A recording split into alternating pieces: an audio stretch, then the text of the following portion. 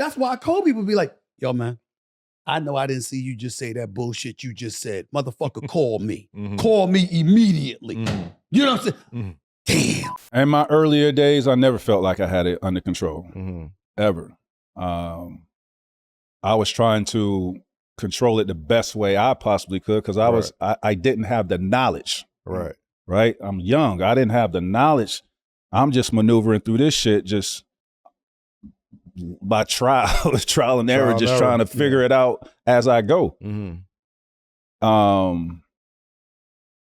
But having Kobe at the time, right? I could pick up the phone, call Kobe, right? Because he's somebody that I leaned on, you know, religiously at that time. Very intelligent person, right? He's very grounded. He comes from a two-parent home. Like his structure and my structure is totally two different structures. I needed to have that conversation and learn from him who had the structure and had the intelligence to help me maneuver through this bullshit that I know nothing about. Right. So it was good that, you know, we had the same agency. We both was Adidas guys at the time, but I could just pick up the phone and call my man and be like, yo, I'm struggling with this. What should I do? And he was, you know, so gracious enough to give me the game. And that was through our whole career. I mean, what would you guys usually talk about? Like around, were there like specific moments? Was it like going to Orlando and becoming like the franchise guy? Like what was it? What was life? Everything. Everything, bro. We talked about everything. Everything. I mean, I was living with it. I stayed with it. So yeah. We had these conversations. And then, wait, y'all lived together? Huh? You say you stayed with him? I stayed with him, yeah. And, I didn't know that. At his house in LA. Okay. Stayed with him. Okay. And then we went to a trip to Paris together for Adidas. So just to have those conversations, man, it really got me through a lot. And I'm not even just talking about basketball. I'm just talking about the other shit with having money and having to deal with, you know, family and maneuvering through all of that. Right. Basketball life. Yeah. You know what I mean? What comes with that. I didn't know how to deal with that. Kobe grew up in this. Yeah. Right? He grew up in this. Yeah. So he's got the blueprint. This shit is all a blank canvas for me, and I'm trying to figure it out. Yeah. Trying to figure it out. Even from like a mentality standpoint, how you approach games, right? How you work out. I don't have any of this. My nigga, I just used to hoop as a kid. Go to the bars to hoop, found a playground and hoop. I ain't really work out until I got to the pros. Wow. Right? Wow. It was a lot that I had to learn and in that span of, you know, my rookie year to when I got to Orlando, like that growth as a person and as a player, I've never seen anything like it. That's crazy to hear because I feel like the majority of my barbershop arguments around that time revolved around who was better, Kobe or T-Mac. You know what I mean? Like, especially when you raise your game to a franchise level, there was many barbershop battles between who was the better guard at that time. And, you know, I think recently there's been a lot of conversations about like comments that, you know, people were saying like, well, if I had Shaq or whatever as a teammate, like maybe my playoff success is a little different. Maybe, shit, you know it would have been. But people we play with. I think people forget that like there's a real relationship there too. Yeah, outside man. of the competitiveness. That's that a you brotherhood. have as a player. That's a brotherhood there. Like there ain't just no friendship. Like that's a brotherhood. Like I call his mom my auntie, bro. You know what I mean? I call his mom and his dad my auntie and my uncle. Like that's and his sisters. Like that's family to me. But yeah, so it was. I think when you don't know the relationship, and it's the internet, you don't know the relationship, and then you so attached to an individual of his greatness that you can't accept anything, right? And that's what it was. But I get it. But if you know me, if you know me and you know my relationship with my brother, I'm an advocate of always putting Kobe in top 5. Like I'm always battling for my brother out here. So that one moment, that's what we gonna use. I was dying laughing at the shit that I was saying. It was so funny. It was hilarious. But honestly, that's just keeping it real. Like it's keeping it a buck and really standing on the actual truth and the facts. We talking about dealing with actual facts. These are actual facts that these two guys were brothers. Yeah. They had real friendship. It was real relationship. These was friendships that we talk about today that we would love to have with this younger generation. To pick up the phone and say, "Yo, champ, but yo, I need advice on this 5-year, $238 million." Yeah. I had the instance of, obviously, we all did, of losing Kobe, but I was in that same situation. I had Kobe's number for a minute, was hesitant to reach out because it's Kobe. Like, part of me was like, I don't want to hit him and he don't respond, and now like you feel corny. Yeah, I feel like a certain way now. Like, damn, and I know how he uses that shit against you. So I always had his contact. That phone for that nigga. This motherfucker text me. Fuck out of here. He gonna hit me with the fuck out of here. Facts. But he was my guy, and so I was hesitant to hit him, right? Up until it was a playoff moment. We played, it was my second year in Oklahoma. We played Portland. I told the story before. We played Portland, and I had just got my shoulders operated on. Or I was about to. I didn't get them done yet, but my shoulders was fucked up. So I got a shot, Toradol. You know about the Toradol. So I got the Toradol shot, right? And I ain't played in like 2 weeks. So I hit Kobe like, listen, I'm struggling. How, like, what do I gotta do? Finally reached out to him. And he hit me back like 30 minutes later. He was at the movie with his daughter, watching the movie. He was in the movies. He's like, yo, champ, I'm in the movie. I'm gonna hit you once this movie over with, I'm gonna text you. He texted me a whole paragraph telling me, all right, send me some clips, what you having trouble with. So I sent him some clips. Got back to me again. Another paragraph. When they do this, look for that, X, Y, and Z. You already can shoot over top here. He was just detailed. And this is before he started that Kobe detailed shit. But through that, he was detailed. And sure enough, we played that game in Portland. I had like 30-something. I followed everything to a T. And the game was easy. Like, no problems. I'm killing.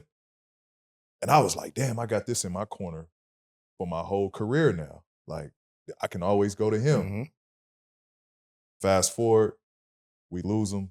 And that and it hurts me more so than anything of I had the chance to reach out to him To build that. a long time ago. Right. And I never followed up on it until it was too late. Before Kobe passed, did you guys ever we had some moments, but I don't think it was like I never had no ill will towards Kobe Bryant. Like, was I upset on how the Lakers thing ended? Hell yeah, because this is, you got one of the greatest players to ever play. And, people are taking anything he says or whatever at face value. So now everything is, Kobe said this or Kobe said that, so he must be this way or like that. So it's like, damn, like, I got to get my fair share. So, after playing with him, after seeing him as a player, transition to retired, and the family man is seeing him, bring his daughters, to the game and stuff like that. It's like, dang, like, we was competitors. And now that it's over with. Like, we just men trying to, be better for our kids and raise our families and stuff like that. It's a whole different dynamic. So, I took that competitor cap off with him, and it's just like, man, this Kobe, like the man, you know what I'm saying? Right. I pray for him, pray for his family, all that stuff. So when he passed away, man, it just really just blew me away. I just remember being on the plane, getting a text message, that he just had gotten an accident, and it never had a teammate pass. Somebody that I played on the team with pass away. So that was kind of like a whole new experience. And then it being Kobe and all the stuff that we had happen with us when we were teammates and stuff like that, just really, really hurt, seeing him leave. It was just like a blink of an eye. I just looked at him like Batman, like a superhero, like nothing was ever going to happen to Kobe. God rest his soul. Yo. Kobe texted me. He's like, yo, man, I need you for something, man. I need an alpha. I need an alpha. I'm like, oh, shit. Like, word? Grover started texting me and shit. I'm like, oh, shit. I'm like, I might go to the Lakers. So at the time, I'm with Leon Rose and them. Mm-hmm. So CP, we all got the same joint. Me, him, CP, everybody. So CP started hitting me. He's like, yo, bro, like, you need to come to the Clippers. Like we need to figure this out. Like, da-da-da-da. I'm like, shit, oh, all right. I didn't even think the Knicks was an option. Mm-hmm. He hit me like, yo. I was like, yo. He was like, yo, what's up, man? Like, he didn't even, first of all, he ain't say nothing because he ain't never gonna ask. So he was like, yeah, man, how you doing over there? I see you do this, that, and third. I'm like, yeah, man. He's like, so what you got going on after this? Da, da, da. I was like, yo, I think I'm about to go to the Clippers or the Lakers, man. Like, I talked to CP. Cole hit me. Da, da, da. He's like, damn, dog, you gonna do me like that? He said, damn, dog, you gonna do me like that? I was like, what you mean? He's like, you ain't coming over here? I'm like, all right, man, I'll be there Monday. When you say you came in as bronze mans, y'all both played with Kobe and Bron. I'm not gonna ask the obvious, yo, who was better, because they both is apples and oranges. Yeah. But off of that apples and oranges, how were they similar and how were they different? You know what I'm saying? Like, because y'all talk about the way Bron prepared, but y'all also talk about the way Kobe prepared and got ready for the season and the training and the diet and the regimen and all that type of stuff. So that's one similarity, but what's like other ones? They were similar because they both went out to greatness in a way that we've never seen. Like, they had certain characteristics of what made them similar in their chase for greatness, the sacrifices that you have to make, right? They're similar in those different pillars, but they are total opposites when it comes to their actual ability to be great. Yeah. It's not even, it's not even in the same conversation because they're so different. They're so polar opposites. But the pillars that they needed to chase, the GOAT conversation, obviously they had to have the same, mentality. It just was portrayed different. Right. Like Kobe has this mystique about him that he was just like he just worked so hard all the time. Right. And Bron don't have that, but y'all, you've never seen Bron work? Like, Bron work, I've never seen nobody work like him neither. It's just different how they work. You know what I'm saying? But like, I think the greatest I've ever seen LeBron is because I got to see him in practice every day. I have never seen nobody be that consistent in practice.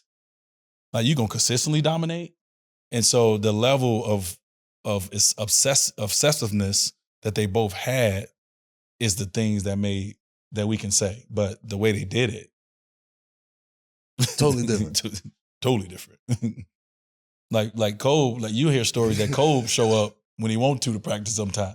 Right. Bron, first one there. Yeah. Student. Like he that student that get the first one there, the brownie points. Like Right. he that student. In front of the class. Yeah. And you know what I mean? So just different. We have homework ways. tonight? LeBrownie points. You can't beat him you better not beat him to the arena. He ain't playing those games. Shout out to two of the GOATs, you know what I'm saying? That 08 was a lot different. So bringing Kobe in was the piece that really kind of molded everybody together to make the tour work. Yeah, work. Yeah, everybody is their own act. Right. So we got our own Hard Night Life tour, like the Redeem team. Right. So it's like, how do everybody play a part in that? And we knew, in order for us to make a stance and like show the rest of the world what type of time we need the heavy hitters. Heavy. So he was the last heavy hitter. No egos. That's dope. You know what I'm saying? So that's when he hit Pau with the, like, yo, I'm going to show you, let me tell you what it is, what we here to do. This is what we doing. This is my man, but. So he was that last Kobe piece. In his motherfucking face. Demonstrating on me, nigga. Fuck out of here. I get it, man. You could have just told me that shit. Fuck out of here. Yo, we could have told you. He text me and we figured shit. You could have told me that shit. Now I'll punch you in your motherfucking Nah, he head, already nigga. told you though. He told him, right? He told him. Oh, okay. He's like, yo, yo, run through. Yeah, I'm gonna run through your chest. But okay, yeah. He told him. I'm gonna run through your chest. But because that was his teammate. That was his best friend. He's like, if he gonna go hard on his teammate like that, yeah, that's the godfather of his kids, like that. You know what I'm saying? But man, you got different jersey on it. I ran into Kobe during the Hard Knock Life tour. That nigga did not speak to me. He was locked in. Yeah, he with Vanessa. That nigga did not tell me. Bro. I was like, all right, Mr. Bean Bryant. Hey. All right. Kobe the type of say some shit and you be like, what? You don't like You remember the Kanye commercial he was in? He said, "What the fuck you talking about, Kobe Bryant?" That's really what it be. That's a fact. That's a fact. It really be that shit when you. It been times I was working out. I'm like, what the fuck is you? How? What? But I just go along with it. But later down the line, something accidental may happen. I'm like, oh, that's the shit he was talking about. Yeah. You know what I mean? Yeah. He'll play mind games from that type of standpoint when it comes to a lot of shit. You know what I mean? And that was one thing that was great about him because it showed how cynical he was in his mind at the same time. And if you could take and kind of a little comprehend where he was coming from with something, it'll be beneficial. Yeah. You know what I mean? Yeah. And that was one thing that was what I say the most bizarre thing, because a lot of people, to your point, you'd be like, yeah, you know what I mean? Like, what does Sharks have to do with basketball, bro? He'll put a 10 on a 5 at times. That's a fact. But it'll do it to where that's how he psyched himself out. Yeah. He'll psych himself. This is a prime example. Okay. Remember we was playing Kobe. Rudy hit the shit out of fucking Kobe. Bust him across his face, right? He had the free throw line. Rudy like, you good, Cole? Cole said, what? Don't insult me, motherfucker. I said, but to him it's like, oh, I'm supposed to get hit. Like he's psyching himself out. Yeah. You know what I mean? Like he know what's the backstory to that though? Yeah. The backstory to that is that summer is when we had the USA thing. Yeah. And like I was just following Cole, trying to like watching like what he doing, all that stuff. And that's tough to do because you'll never see him. But like everything he's doing, like we was in the same group. So I'm like, whatever, we having a good reputation. So like next time I see him, is that game. So I get him in the post, bump him. He reach, take a charge. He bleeding and shit.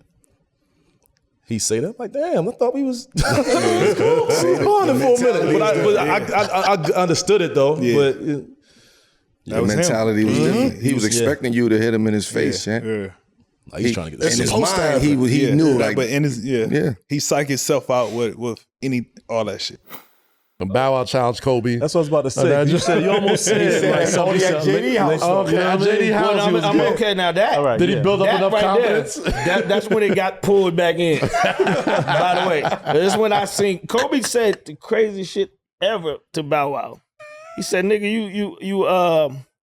you know, y'all niggas be seeing sharks with their little fins out in the ocean. It's a whole lot different when you get in this water with them." Told that nigga that, and Bow Wow was like, what that mean? He was like, I'm gonna give you 15 points. We going to 16. I'm starting at 0. You got 15 already. Yeah. I'm like, oh, this is gonna be. I'm saying, let me in. Get one. Oh my God, that nigga Kobe dogged that nigga out. Well, I'm talking about that boy couldn't breathe, couldn't move the ball. That boy got in that water with them sharks. He got in that water. I'm trying to tell you. And that's when I was like, man, if Kobe play like this is nasty. Like I'm saying, Bow Wow couldn't make one shot. You can't make one shot. Nah, he couldn't get around him. He couldn't get around him. He couldn't get away from him. He couldn't get nothing. Dribble pride. Nothing. And Kobe scored 16 every points. time straight. Yeah. That's crazy. It's not like Bow Wow gonna block him or anything. As soon as he got the ball, it's over. Yeah. No. As soon as he got the ball, it's over. No, it's crazy. insane. I learned. I got a lot of respect for Kobe that day. Kobe would change his cell phone a lot. So sometimes he would let you know when you were one behind, like, hey, here's my new number. Okay. And so sometimes he would email, and I had the old BlackBerry Messenger. And I remember 2013, he had torn his ACL, obviously, the year before. And I remember the date, it was November 16th. And he said to me, I will let you know when I come back to practice. Now, this is 13. Even then, it didn't feel like there was a zillion people it would be different in 2023 than 2013. Right. And I still have this one email on my phone. His email was Bull Mamba XXIV or something. And I remember it was on my BlackBerry. And he just said, you don't have to hit me every day. I will tell you when I'm coming back. I said, okay, I'm not gonna. Kobe didn't like to be pestered. So I didn't pester him. I said, all right, I'll try. You'll tell me when you're ready. Yeah. And so it was like a Saturday morning. I think it was a Saturday morning, and I just get an email, and it just said first day. And that was his way. I said, I'm back. And I remember I hit somebody with the Lakers. I go, Kobe just practiced? They said, yep. And so I put it out. And that email, sometimes these old emails just stay in your folder. And so every once in a while, I'll be typing in KO for something else, and it'll pop up, and it'll make me think of him. And he was, he loved this guy. Yeah. Like he loved this guy. I remember one of the things that really gave me credibility in the NBA was Kobe would talk to me. And he was really generous with me. And it gave me a lot of credibility with other players, with GMs, with everybody. And so I remember we were somewhere. I remember standing with him at the Staples Center. I would always talk to him kind of on the way to his car. It was on the loading dock. Mm-hmm. And I remember there was something, he was defending you. He was like, I told Melo, he's like, it was something about stop apologizing. Play the way you play. Stop apologizing. It was right in the middle of the Phil stuff. And it's funny, Kobe always thought, I remember there was a time where he was convinced he was going to end up with the Knicks. Yeah. There was a time when Jim Buss was running the Knicks, or when Jim Buss was running the Lakers. I remember sitting there with Kobe down in Orange County. I think Tim Grover was with us. Mm-hmm. And I remember him saying, they're going to amnesty me. And I said, Kobe, like, the Lakers are not amnestying you. He doesn't want me here. And it's just, whatever it was. And he was kind of going through it with them. And he goes, they're going to amnesty me and no one's going to claim me on waivers and I'm going to go sign with the Knicks. And I said, you're not. I just felt like a 12 gauge to my chest. I said, like, they're not going to, like, they're not going to amnesty you. I said, they'll burn this city down. But he loved the Lakers and he only ever really wanted to be there. But when he would fantasize about, he loved the Garden in New York, right? He did. Yeah. That's all he talked about. He did tell me that. Oh, you hurt my feelings right now. He told me, why the fuck you keep apologizing? I remember he said that to me one night. Yeah. Why the fuck you keep apologizing? Yep. Fuck that motherfucker. That's it. Right? That was his word. That's what I remember he said that. I remember standing on the dock talking about that. Yeah. I was just more, all right, my bad. My bad. It's my fault. We lost it. My bad. You know what? Yeah, Phil, you're right. All right, my bad. I apologize. Cool. I got it. Shoot me here. Cool. Yeah. He like, motherfucker, why you keep apologizing? Stop taking all these shots. Yeah.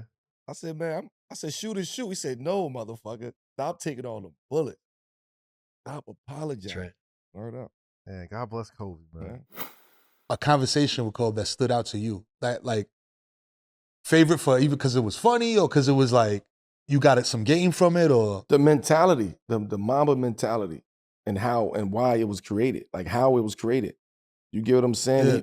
He was a smart motherfucker, like very intelligent. Bro, that nigga spoke like 8 languages. Yeah, so he was very he was very observant, right, and saw the landscape of a lot of shit, and it's like he knew.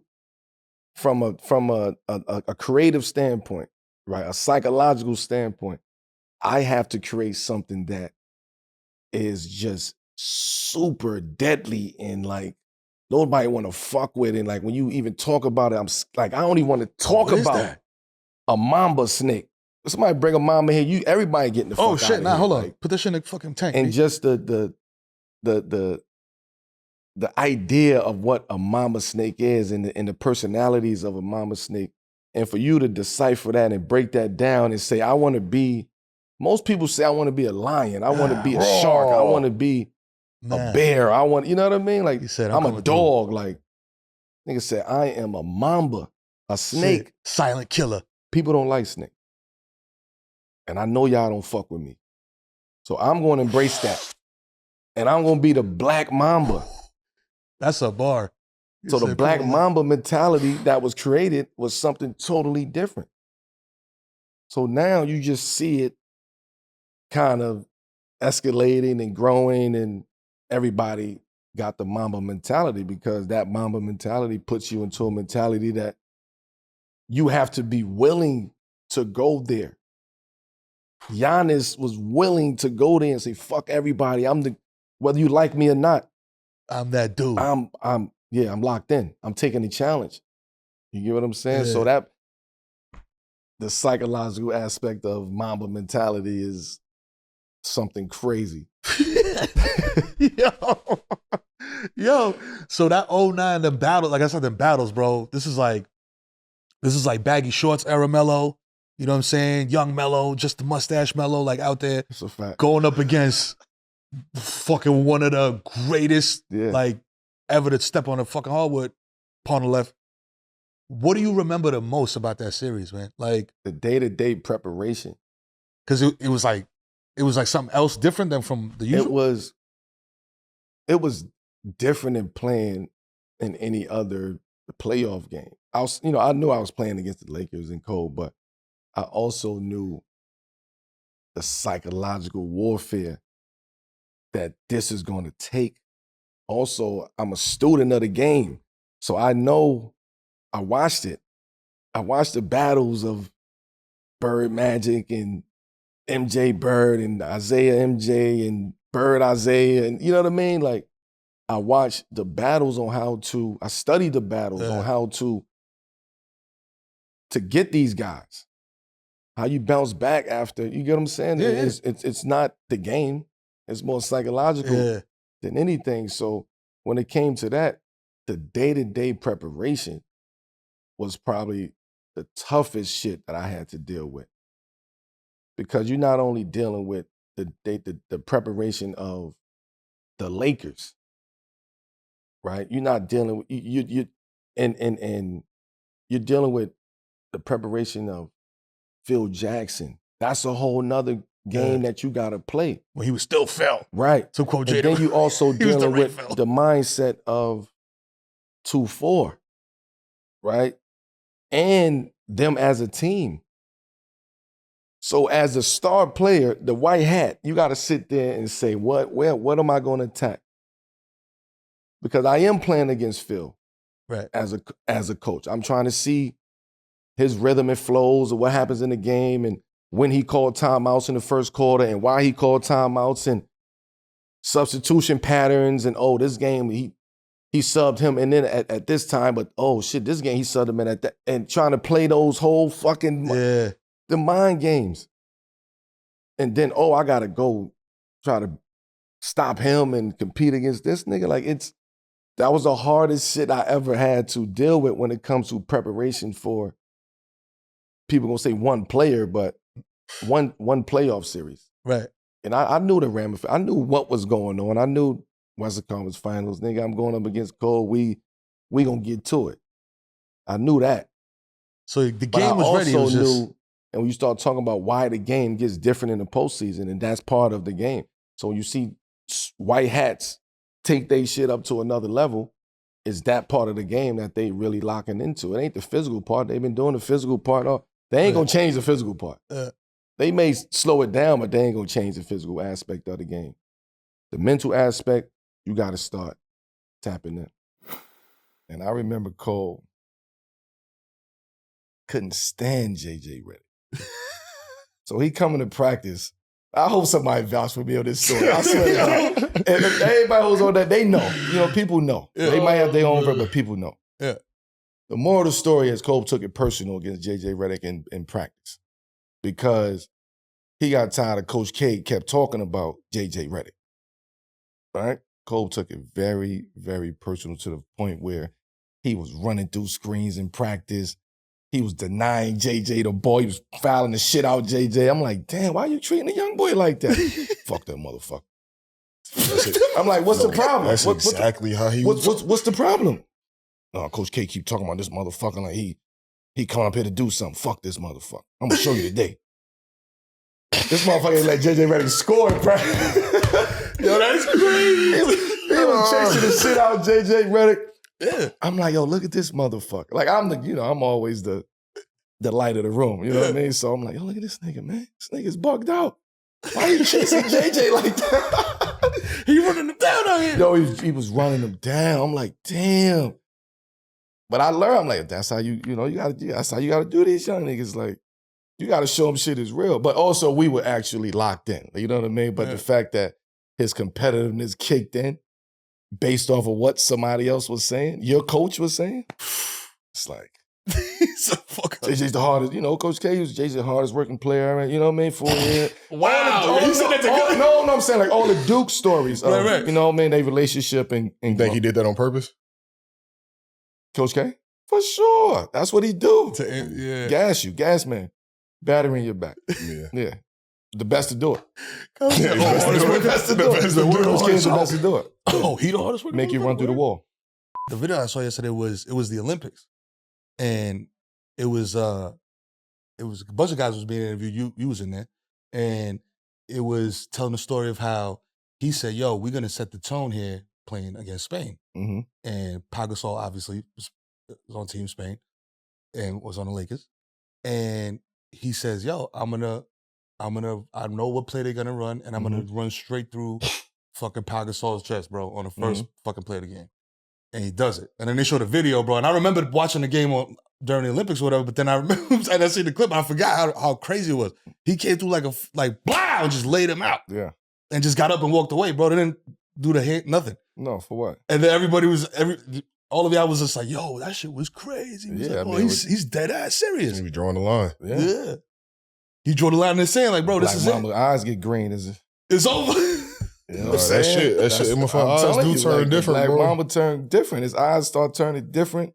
Before he start fucking gritting his teeth together and all that shit, start breathing hard. I'm like, all right, man, leave this man alone. He start biting this. We see what time it is. Yo, get out the way, dog. Yo, so is it actually true that Kobe, because there's a rumor that Kobe used to hiss on the court? You know what's crazy, man? Like, You answer. I can't answer. You answer. you know what's crazy? Yes. So he used. So it was a preseason game. It's a preseason game. We was in like San Diego or something. I was a rookie. He was playing Golden State, and I'm bringing the ball up the court, and I hear this. Like, what the fuck? What the fuck is this? You thought the ball was leaking? I'm like, what the fuck? Oh, in this loud ass arena, I hear this hiss, and I'm like. They like, yeah, that at 2-4, he want the ball. That man, give him the ball. 2-4 want the ball. Yeah. So it's crazy now. I'll steal it. So we be in the game, and I'll be like, and like, you know what I mean? But it is like, it's like saying like, yo, ball, like whatever it is. But yeah, he used to hiss, but it lets you know like how he was mentally, bro. Because it's like he really dived into the character of the Black Mamba when he was out there on the court. You know what I mean? He turned into a different human being. He embodied it. He embodied it for real. Showtime. I remember playing that game and we was doing well. Like, you know what I'm saying? Like, I felt like the game was back and forth. I always thought in my mind, like, I ain't gonna lie, because I had deflected the ball a couple times, like, either I got that much better at basketball, or I always pictured this nigga being like, so much better than you. Godly to where I couldn't guard him, to where it's like now it's shocking me or some shit. But I'm like, I just expected much more of a headache dealing with Kobe Bryant. Like, and I'm sorry for thinking that. Dog, we came out for the fourth.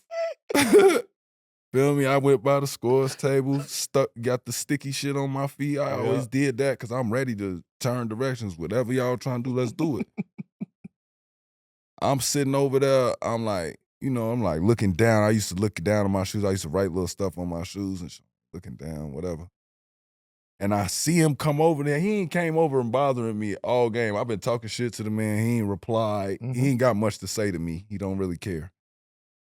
He walked right over to me. Bent down on him, got some shorts in his hand. Had a great game, young fella. Great game.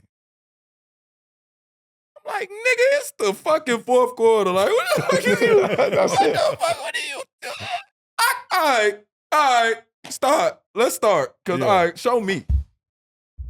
I don't know what happened after that as far as, like, why I wasn't guarding him every time. Like, he was getting open. He was causing switches. He was setting back screens. He wouldn't stay still. He kept picking spots. And then he was doing dickhead shit. Like, when he got somebody else, he'd look at me, like trolling me. You know what I'm saying? I came out one time because Tony said I ain't have my hand up. Nigga shot it from like 28 feet. Like, bro, I put my hand up. If he gonna come down, sprint to a spot and shoot it from 5 steps behind the 3, that's a great shot for us to take. Yes, shoot it. Yeah.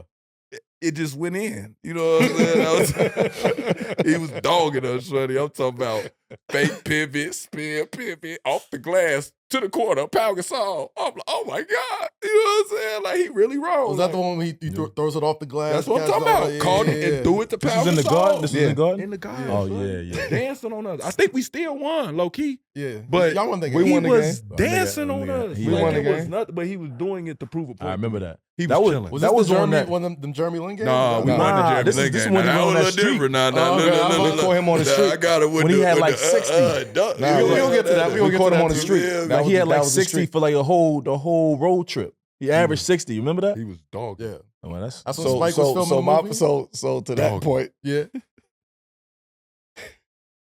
Shump is, like the coaches, again, coaches is, Shump, like, you know what I mean? Like, you shutting that nigga down, basically. Like, Hyping me up.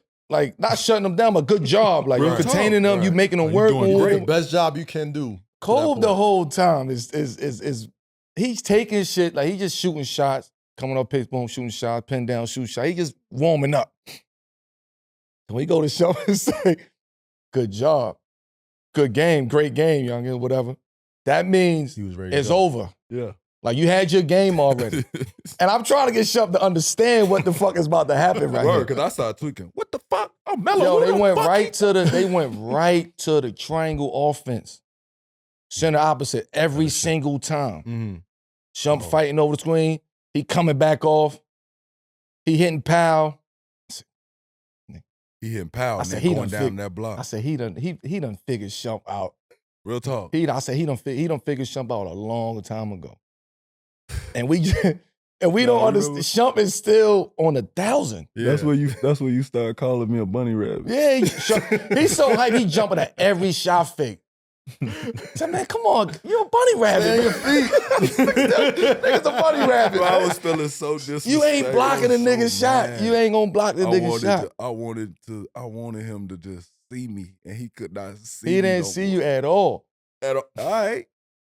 At all. You Like, good? You good? I'm just saying, but you pissed me off that game. Hey, no, real talk though. That's one of them ones like I had never been in that position before where I'm like, bro, I can't even like, he know our shit so well. I can't even continue to guard him because he knows I have to switch this. Yeah. He knows I have to do this. If I don't, he's gonna make me pay immediately. Yeah. If I come out the game, Yeah. he's gonna score on somebody that he knows can't guard him. He And outsmart. gonna He just look was at me. outsmart. He was just picking Yeah, he was the joking game around apart. with me. It was crazy. That was some psychological warfare for your ass. But it was crazy because Elo looking at me like, you dumbass rookie. Like I love you to death, but you dumb. Like, stop jumping. He like, bro, he get like, you remember when y'all all figured out that I was stripped the ball and everybody started doing this shit and taking the foul? He was blue with that shit. Like, Shump, they get it now. Stop doing it. Stop reaching it. Like, don't foul right now. I'm not finna let that nigga dunk that shit. What do you think changed about Kobe from era to era? His intensity, the tenacity, the ferociousness of it. Of course, I think when he was younger, came into the league, everybody looked at him like, okay, here we got another young guy who can go out here and score, and he's going to put up a cajillion shots and this and that. But throughout his career, he just became more and more efficient, and I think that was the biggest part to me that I noticed about Crazy 8's career. More and more efficient, expecting more out of his teammates. Yeah. Taking more of that leadership role as he went on with the Lakers. You played Kobe in high school too, right? Like, No, I'm older than him. I was older than him. Yeah, I was older than him. So Okay. I just missed him, I think, by like a year or two. But we played in the same But you were leagues. still being plugged into the Philly team. Yeah. You saw him in high school and saw. So what did you see back then? Did you see like the greatness back then, or in some of those high school games? You definitely seen a talented young boy. Yeah. You seen he had talent, but as far as to where he ended his career, no, I didn't see that part of it. Yeah. But I seen like, he's gonna be good now. For him to come straight from high school to go to the league, I didn't see that part neither. But I'm thinking like, he'll go to somebody's college program and, get a natty or something like that. Right. He was good on both sides of the ball. I don't think when he was younger, I don't remember him being as vocal. But he was vocal with his play. Yeah. Yeah. You know what I'm saying? Being out there. And it was some good battles I seen him. Him and Rip used to go at it a lot too. Yeah. Big time. Hamilton, yeah. So what was the better feeling? Getting 9 points over that team, and that's 21-9 scrimmage? Yeah. Or getting 60 against Kobe and the Lakers? Ooh. Only, Yeah. He played the 60 though. Yeah. No, see, because I'm trying to figure out, did I have the Kobe tattoo at the time?